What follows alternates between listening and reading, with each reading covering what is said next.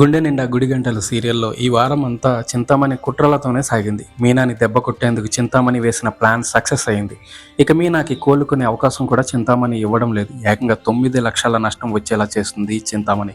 ఈ విషయం ఇంకా బాలుకి తెలియలేదు. బాలుకి తెలిస్తే క్షణాల్లో వాళ్ళని చితక్కొట్టి ప్రాబ్లం సాల్వ్ చేసేస్తాడు. ఇంకోవైపు సుమతి, అరుణ్, మురళీ విద్య ప్రేమ కథలు మెల్లిగా పట్టాలెక్కేలా కనిపిస్తున్నాయి. గుండె నిండా గుడిగంటల సీరియల్లో ప్రస్తుతం చింతామణి కొట్టిన దొంగ దెబ్బకు మీనా విలవిల్లాడిపోతుంది. మీనాకి 10 లక్షల కాంట్రాక్ట్ వచ్చిందని అలా సంతోషిస్తుంటారు. ఇక బాలుకి కూడా లాంగ్ ట్రిప్ వస్తుంది. 10 లక్షల ఆర్డర్ రావడంతో మీనా మీద పడి ఏడుస్తుంది ప్రభావతి. ఎలాగైనా సరే ఇది చెడిపోవాలని ప్రభావతి అనుకుంటుంది. ఇంతలోనే చింతామణి ఫోన్ చేసి అసలు విషయం చెబుతుంది. ఆ కాంట్రాక్ట్ ఇప్పించిందే నేను, ఇకపై మీ కోడలు మీ ఇంట్లోనే ఉంటుంది, పూలు డెకరేషన్ అన్ని బయటికి రాదు అని ఆమె వ్యాపారం క్లోజ్ అని చింతామణి చెబుతుంది. చింతామణి చెప్పిన మాటలకు ప్రభావతి కడుపు నిండిపోతుంది.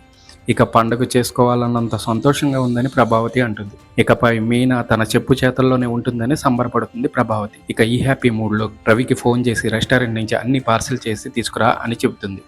నేను చాలా సంతోషంగా ఉన్నాను, పండుగ చేసుకోవాలని అనుకుంటున్నాను అని ప్రభావతి అంటుంది. ఇక ప్రభావతి అంత హ్యాపీగా ఉండటంతో శృతికి అనుమానం వస్తుంది. బాలు మీనాలకి ఏదో కష్టం వచ్చి ఉంటుంది, అందుకే ఆంటీ అంత సంతోషిస్తున్నారేమో అని శృతి పసిగడుతుంది. మీనా తనకు వచ్చిన కష్టాన్ని నష్టాన్ని భర్తీ చేసేందుకు రకరకాలుగా ప్రయత్నిస్తుంటుంది. ఇక బాలు రంగంలోకి దిగితే ఈ సమస్య చిటికలో సమసిపోతుందన్న సంగతి తెలిసింది. చింతామణి పెట్టిన మేనేజర్ ఆమె రౌడీలను బాలు చితక్కొట్టేస్తాడు. ఆ 9 లక్షలు వెనక్కి వస్తాయి. అయితే బాలుకి మీనా ఈ సమస్య గురించి సోమవారం నాటి ఎపిసోడ్లో చెప్పేలా ఉంది. మరి చింతామణికి ఇక్కడితో బాలు ఫుల్ స్టాప్ పెట్టేలా ఉన్నాడు. ఇక అప్పు ఇచ్చిన ఫైనాన్సియర్ సింగరాజు పాత్ర కూడా ఎక్కువగానే ఉండేలా కనిపిస్తుంది. ఇంకోవైపు విద్య ప్రేమ కోసం మురళి ఎదురు చూస్తూనే ఉన్నాడు. మీనా సలహాలు పాటిస్తూ అతడికి విద్య పరీక్షలు పెడుతూనే ఉంది. మరోవైపు సుమతి ప్రేమ కోసం అరుణ్ ఎదురు చూస్తున్నాడు. అరుణ్ అయితే ఆల్రెడీ సుమతికి ప్రపోజ్ చేశాడు.